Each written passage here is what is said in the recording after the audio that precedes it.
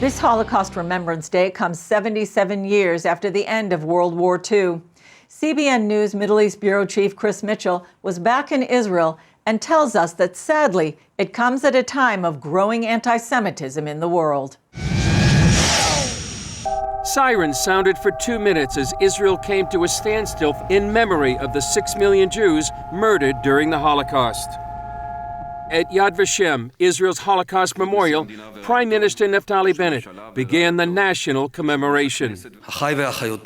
My brothers and sisters, the Holocaust is an unprecedented event in human history.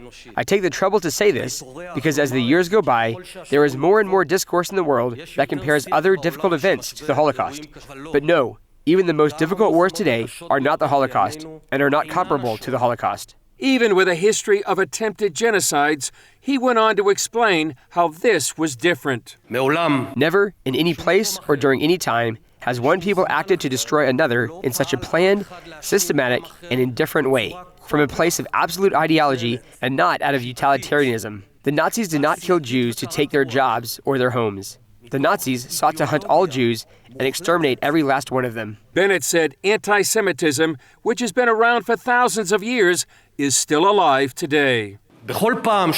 Whenever we are tempted to believe that we have entered a new, liberal, modern era in which people no longer hold on to Jew hatred, reality awakens us to the truth. A new report showed a sharp increase in the number of anti-Semitic incidents from 2020 to 2021 in the largest Jewish populations outside Israel.